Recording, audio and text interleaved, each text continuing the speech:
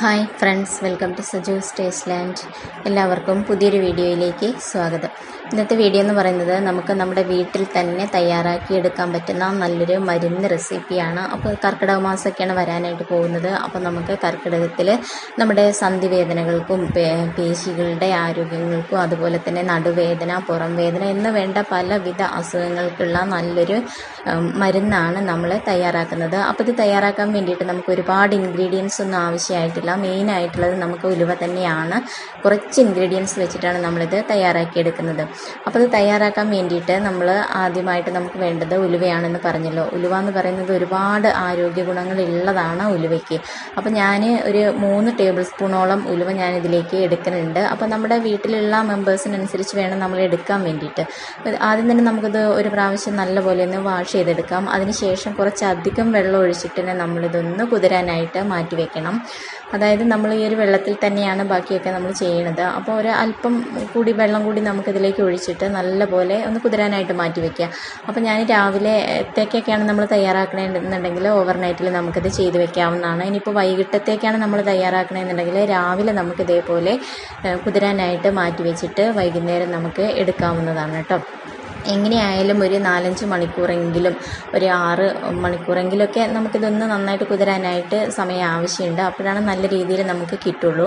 അപ്പോൾ അതാ ഞാനിത് എടുത്ത് നോക്കുമ്പോൾ നന്നായിട്ട് തന്നെ കുതിർന്നിട്ടുണ്ട് കേട്ടോ. ഇനി നമ്മളിതൊരു കുക്കറിലേക്കാണ് ഇട്ട് കൊടുക്കുന്നത്. അപ്പോൾ നമ്മൾ ആ ഒരു മുഴുവൻ വെള്ളത്തോടു കൂടി തന്നെയാണ് കുക്കറിലേക്ക് ഇട്ട് കൊടുക്കുന്നത് കേട്ടോ. ഇനി നമുക്കിത് ഒരു 3 വിസിൽ വരെ, ഒരു 3-4 വിസിലൊക്കെ അടുപ്പിച്ചെടുക്കാം.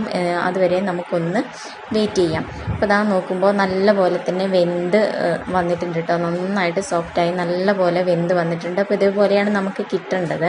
ഇനി ഇത് നല്ല പോലെ ഒന്ന് തണുക്കാനായിട്ട് മാറ്റി വെക്കണം.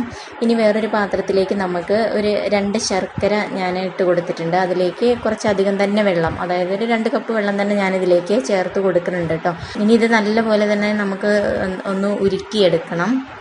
അപ്പോൾ മധുരമൊക്കെ നമ്മുടെ ആവശ്യത്തിനനുസരിച്ചാണ് നമ്മൾ എടുക്കേണ്ടത് കേട്ടോ. അപ്പോൾ ശർക്കര നല്ല പോലെ തന്നെ ഉരുകി വന്നിട്ടുണ്ട്. ഇനി ഇത് നമുക്ക് ഇവിടെ നിന്ന് മാറ്റി വെക്കാം.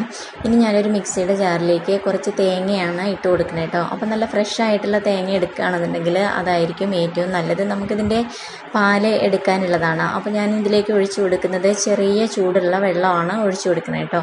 അതായത് നമ്മൾ നന്നായിട്ട് തിളപ്പിച്ചതിന് ശേഷം കുറച്ചൊന്ന് ചൂട് മാറ്റിയിട്ട് ഒരു ചെറിയ ഇളം ചൂടിലുള്ള വെള്ളമാണ് ഒഴിച്ചു കൊടുത്തിരിക്കുന്നത്. ഇനി ഇത് നമുക്ക് നല്ല ഫൈനായിട്ട് തന്നെ നമുക്കൊന്ന് അരച്ചെടുക്കണം കേട്ടോ. ഒട്ടും കട്ടകളൊന്നുമില്ലാതെ നല്ല ഫൈനായിട്ട് അരച്ചെടുക്കുക. അതിനുശേഷം നമ്മളിത് ഒരരിപ്പയിലൂടെ അരിച്ചെടുക്കുകയാണ് ചെയ്യുന്നത് കേട്ടോ. അപ്പോൾ നമുക്ക് തുണിയിൽ വെച്ചിട്ട് വേണമെന്നുണ്ടെങ്കിൽ അങ്ങനെ അരിച്ചെടുക്കാവുന്നതാണ്. എങ്ങനെയാണെന്നുണ്ടെങ്കിലും അതിലുള്ള ആ ഒരു കംപ്ലീറ്റ് തേങ്ങാപ്പാൽ നമുക്ക് കിട്ടണം. അതിന് വേണ്ടിയിട്ടാണ് നമ്മൾ നന്നായിട്ട് പ്രസ് ചെയ്ത് തന്നെ അതിലുള്ള മുഴുവൻ പാൽ നമ്മൾ എടുക്കാനായിട്ട് ശ്രദ്ധിക്കുക കേട്ടോ. അതുപോലെ തന്നെ ചൂടുവെള്ളം ഉപയോഗിച്ചിട്ട് തന്നെ നമ്മൾ ഇത് തയ്യാറാക്കാനായിട്ട് ശ്രദ്ധിക്കുക. പച്ചവെള്ളത്തിൽ ഇത് ചെയ്ത് കഴിഞ്ഞാൽ നല്ല കട്ടിക്കുള്ള തേങ്ങാപ്പാൽ നമുക്ക് കിട്ടില്ല കേട്ടോ. അപ്പോൾ നല്ല പാൽ നമുക്ക് കിട്ടിയിട്ടുണ്ട്. ഇനിയിപ്പോൾ ഞാനിവിടെ വേറൊരു പാത്രത്തിലേക്ക് കുറച്ച് ചെറിയ ജീരകം ചേർത്ത് കൊടുക്കുന്നുണ്ട് കേട്ടോ. ഒരുപാടൊന്നും വേണ്ട, ഒരു 2-3 ഏലക്കായ കൂടി ഇതിലേക്ക് ചേർത്ത് കൊടുക്കുന്നുണ്ട്.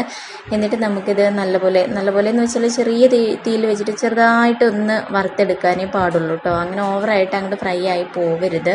ഇങ്ങനെ കളറൊന്നും മാറിപ്പോവരുത്. ചെറിയൊരു മണമൊക്കെ വരാൻ തുടങ്ങുമല്ലോ, അതുവരെ മാത്രം നമുക്കൊന്ന് വറുത്തെടുക്കണം.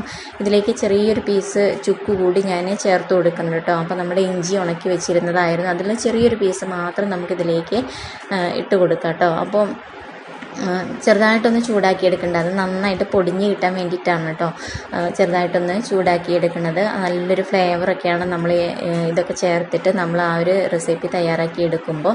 മാത്രമല്ല ഒരുപാട് ആരോഗ്യ ഗുണങ്ങൾ ഉള്ളതാണ്. ഇപ്പോൾ എന്താ പറയുക, ഏലക്കായ ആണെന്നുണ്ടെങ്കിലും ചുക്കാണെന്നുണ്ടെങ്കിലും നമ്മുടെ ചെറിയ ജീരകത്തിലൊക്കെ ഒരുപാട് ഗുണങ്ങളുള്ളതാണ്. ഇനി അത് നമുക്ക് നന്നായിട്ടൊന്ന് പൊടിച്ചെടുക്കണം കേട്ടോ. അപ്പോൾ നമ്മുടെ ഈ ഒരു ഉലുവ ഉണ്ടല്ലോ നന്നായിട്ട് തണുത്ത് വന്നിട്ടുണ്ട്. അത് ഒരു മിക്സിയുടെ ജാറിലേക്ക് ഇട്ട് കൊടുക്കുകയാണ്. അപ്പോൾ നന്നായിട്ട് ചൂടാറിയതിന് ശേഷം മാത്രം നമ്മളിതൊരു മിക്സിയുടെ ജാറിലേക്ക് ഇട്ട് കൊടുക്കുക. ഇനി നമ്മളിത് നന്നായിട്ട് അരച്ചെടുക്കണം കേട്ടോ. ഒട്ടും തന്നെ തരികളില്ലാതെ നല്ല ഫൈൻ പേസ്റ്റായിട്ട് അരച്ചെടുക്കണം. ഇനിയിപ്പോൾ കൂടുതൽ വെള്ളം ആവശ്യമാണെന്ന് തോന്നുകയാണെന്നുണ്ടെങ്കിൽ നമ്മൾ തിളപ്പിച്ചാറിയിട്ടുള്ള വെള്ളം മാത്രമേ ഇതിലേക്ക് യൂസ് ചെയ്യാനായിട്ട് പാടുള്ളൂ കേട്ടോ. അല്ലാതെ നമ്മൾ തണുത്ത പച്ചവെള്ളമായിട്ട് നമ്മൾ അതിലേക്ക് ചേർക്കരുത്. ഇനി ഇത് കണ്ടില്ലേ, നല്ല പോലെ തന്നെ അരച്ചെടുത്തിട്ടുണ്ട്, നല്ല ഫൈനായിട്ട് തന്നെ അരച്ച് എടുത്തിട്ടുണ്ട് കേട്ടോ. ഇനി ഞാനിത് വേറൊരു ബൗളിലേക്ക് മാറ്റുകയാണ്.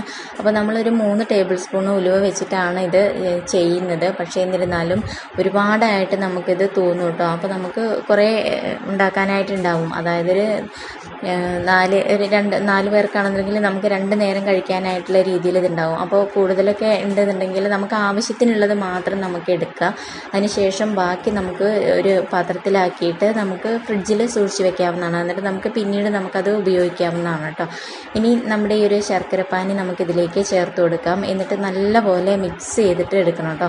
അപ്പോൾ ആദ്യം ചിലപ്പോൾ ഇതേപോലെ നമ്മൾ ഈ തിക്കായിട്ട് അരച്ചെടുത്തത് കാരണം മിക്സാക്കി എടുക്കാനായിട്ട് കുറച്ച് ബുദ്ധിമുട്ടായിരിക്കും. ഇനിയിപ്പോൾ ബുദ്ധിമുട്ടാണെന്ന് തോന്നുകയാണെന്നുണ്ടെങ്കിൽ നമുക്ക് മിക്സിയിലിട്ടിട്ട് ജസ്റ്റ് ഒന്ന് കറക്കി എടുത്താൽ മതിയായിരിക്കും കേട്ടോ. അപ്പോൾ നമുക്ക് കട്ടകളില്ലാതെ നല്ല പെർഫെക്റ്റായിട്ട് നമുക്ക് കിട്ടുന്നതാണ്. അപ്പോൾ നമ്മുടെ മധുരത്തിന് ആവശ്യമായിട്ടുള്ള രീതിയിലും അതുപോലെ തന്നെ ആ ഒരു ലൂസ് എങ്ങനെ വേണം എന്നുള്ള അതിനനുസരിച്ചൊക്കെ നമുക്ക് ശർക്കരപ്പാനി ഇതിലേക്ക് ചേർത്ത് കൊടുക്കുക. അതുപോലെ തന്നെ അവസാനം നമുക്കിതിലേക്ക് നമ്മൾ എടുത്ത് വെച്ചിരിക്കുന്ന ആ ഒരു തേങ്ങാപ്പാൽ കൂടി ചേർത്ത് കൊടുക്കുക കേട്ടോ.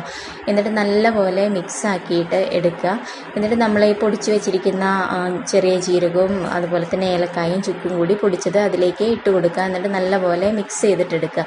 അപ്പോൾ ഈ ഒരു പൊടി കൂടി നമ്മളിതിലേക്ക് ആഡ് ചെയ്യുമ്പോൾ നമ്മുടെ ആ ഒരു ഈ റെസിപ്പിക്ക് ഒരു പ്രത്യേക ഫ്ലേവർ നമുക്ക് കിട്ടുന്നതായിരിക്കും. ആ ഉലുവയുടെ ഒന്നും ആ ഒരു ഇത് മുന്നിട്ട് നിൽക്കാതെ തന്നെ നമുക്ക് നല്ലൊരു ഫ്ലേവർ കിട്ടും. അപ്പോൾ നമുക്ക് എല്ലാവർക്കും കഴിക്കാനായിട്ട് തോന്നുന്ന രീതിയിൽ തന്നെയാണ് ഈ ഒരു പ്രിപ്പറേഷന് ചെയ്തിരിക്കുന്നത് കേട്ടോ. അപ്പോൾ മധുരം നമുക്ക് ഇഷ്ടമുള്ളതിനനുസരിച്ച് ചേർക്കുക. അതുപോലെ തന്നെ തേങ്ങാപ്പാലിൻ്റെ അളവൊക്കെ നമ്മുടെ ഇഷ്ടത്തിനനുസരിച്ച് നമുക്ക് കൂട്ടുകയോ കുറയ്ക്കുകയോ ഒക്കെ ചെയ്യാവുന്നതാണ്. അപ്പോൾ ഈ ഒരു റെസിപ്പി എന്ന് പറയുന്നത് നമുക്ക് ഒരുപാട് അസുഖങ്ങൾക്കുള്ള നല്ലൊരു പ്രതിവിധിയാണ് കേട്ടോ. അപ്പോൾ ഇത് നമുക്ക് കർക്കിടക മാസത്തിൽ എന്ന് മാത്രമല്ല, നമുക്ക് എപ്പോഴാണോ നമുക്ക് മേൽവേദനയൊക്കെ തോന്നുന്ന ആ ഒരു സമയത്ത്, അതുപോലെ നടുവേദനയൊക്കെ തോന്നുന്ന ഒരു സമയത്തൊക്കെ നമുക്കിത് തയ്യാറാക്കി കഴിക്കാവുന്നതാണ്.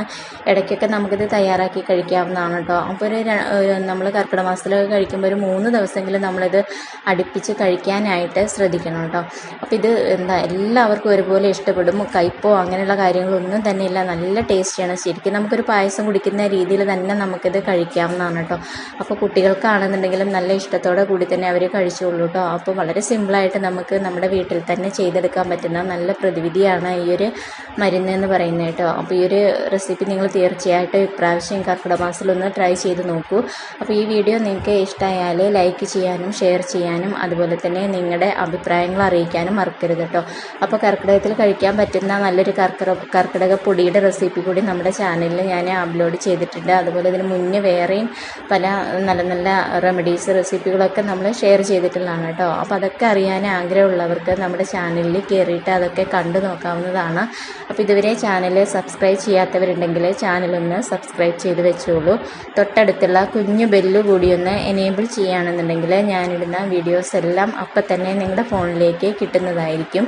ഇനി പുതിയൊരു വീഡിയോയിൽ കാണാം. Okay, thank you, by.